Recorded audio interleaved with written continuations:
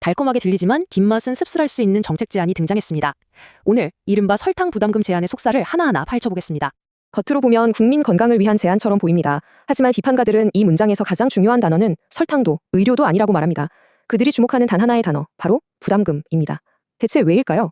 이 비판의 핵심을 이해하기 위해 우리는 몇 가지 핵심 쟁점을 따라가 볼 겁니다. 먼저, 이게 사실상 세금의 교묘한 위장술은 아닌지, 그리고 담배를 끌어들이는 게 왜 위험한 선례가 될 수 있는지, 또 이 돈을 진짜로 내는 건 과연 누구인지, 정책의 구체적인 설계는 있는 건지, 그리고 공공의료라는 명분이 사실상 백지수표는 아닌지 따져보고 마지막으로 최종 판결을 내려보겠습니다.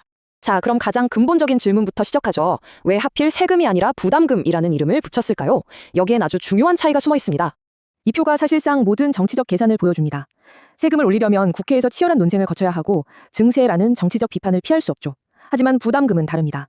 건강 투자 같은 좋은 명분을 붙이면 저항이 줄고 국회 심의라는 까다로운 절차를 우회할 길도 열립니다. 비판가들은 이걸 두고 단어 선택의 문제가 아니라 조세 저항과 민주적 통제를 피하려는 의도적인 우회로 설계라고 지적합니다. 제안자는 담배처럼이라는 말을 의도적으로 사용합니다. 이미 건강부담금이 붙고 있으니 익숙하게 들리죠. 하지만 바로 그 지점이 비판가들이 경고하는 미끄러운 경사길의 시작입니다. 한번 생각해보세요. 국민 건강이라는 명분으로 부담금이 하나 성공적으로 도입되면 그 다음은 뭐가 될까요? 정신건강을 위해 게임의 부담금을, 환경보호를 위해 배달음식의 부담금을, 이런 식으로 명분만 있으면 뭐든지 갖다 붙일 수 있는 준조세의 문이 활짝 열리는 겁니다. 결국 우리도 모르는 사이에 거미줄 같은 부담금이 지갑을 옥죄게 될 거라는 우려가 나오는 이유입니다. 이 부담금은 식품, 음료, 기업에 부과한다고 합니다. 그럼 소비자는 괜찮은 걸까요?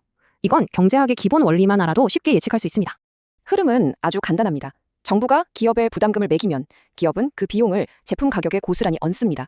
결국 그 부담은 마트 계산대에 선 소비자가 최종적으로 지불하게 되죠. 이걸 가격 전가라고 합니다. 부담금은 기업의 장부에서 멈추는 게 아니라 소비자의 영수증으로 직행하는 겁니다. 그리고 이 가격 전가는 아주 신박한 문제로 이어집니다. 바로 역진성입니다. 쉽게 말해 이 정책이 부자보다 가난한 사람들에게 더 큰 타격을 준다는 뜻입니다. 음료수 한 병에 몇백 원 오르는 게 누군가에겐 아무것도 아닐 수 있지만 다른 누군가에겐 실질적인 가계 부담이 될 수 있죠. 이 그래프를 보시면 그 의미가 명확해집니다. 고소득 가구에게 식료품비는 전체 소득에서 작은 일부에 불과합니다. 하지만 저소득 가구는 소득의 상당 부분을 식료품비로 씁니다. 똑같은 부담금이 붙어도 그 부담이 가계에 미치는 충격의 무게는 전혀 다른 겁니다. 결국 서민의 부담만 가중시키는 결과로 이어질 수 있다는 거죠. 비판가들은 이번 제안이 진지한 정책이라기보다는 그저 던져본 아이디어 수준이라고 말합니다. 왜냐하면 성공적인 정책이 되기 위한 핵심 재료, 즉 디테일이 전혀 없기 때문입니다. 마치 재료 목록만 있고 조리법은 없는 레시피 같다는 거죠. 기본적인 질문조차 답할 수 없습니다. 도대체 뭘 대상으로 하겠다는 건가요? 음료수만? 빵이나 과자는? 당뇨 함량 기준은 어떻게 정하고 세율은 얼마로 할 건가요? 저소득층의 부담을 덜어줄 장치는 있나요? 그리고 가장 중요한 것, 그렇게 거둔 돈을 정확히 어디에 쓸 건가요? 이런 구체적인 설계도 없이 정책을 논하는 것 자체가 어불성설입니다. 제대로 된 정책이 어떤 모습인지 영국의 사례를 한번 보시죠. 당 함량에 따라 명확하게 등급을 나눕니다.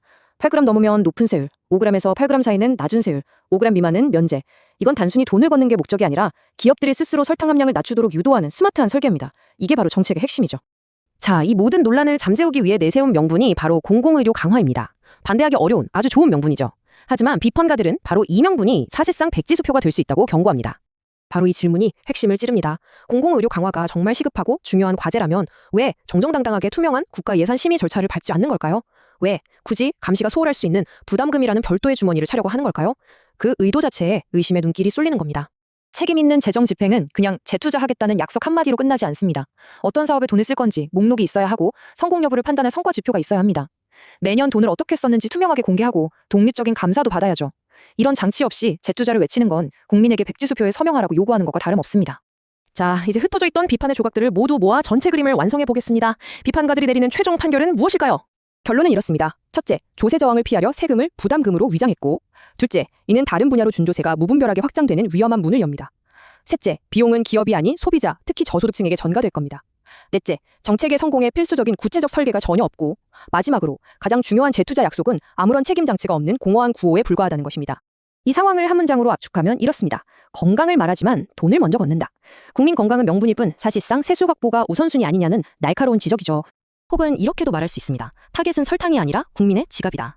정책의 이름과 달리 그 부담이 결국 누구에게 향하는지를 직설적으로 표현한 말입니다. 그리고 마지막으로 이 모든 구조를 꿰뚫는 한마디입니다. 공공의료는 명분이고 부담금은 수단이다. 숭고한 목표를 논란 많은 재정수단을 통과시키기 위한 도구로 사용하고 있다는 비판입니다. 따라서 비판가들이 내리는 최종 결론은 명확합니다. 이재명 제안한 설탕 부담금은 건강정책에 탈을 썼지만 그 본질은 공공의료를 핑계로 국민에게 비용을 떠넘기는 우회 증세라는 것입니다. 이제 여러분의 생각은 어떠신가요? 첫째, 한국의 설탕 부담금, 즉 설탕세를 도입하는 것에 찬성하십니까? 둘째, 만약 도입한다면 어떤 제품을 대상으로 해야 할까요? 셋째, 그렇게 거둔 돈은 어떻게 사용하고 또 어떻게 감시해야 한다고 보십니까? 여러분의 날카로운 의견을 댓글로 남겨주시기 바랍니다. 오늘 분석은 여기까지입니다. 감사합니다.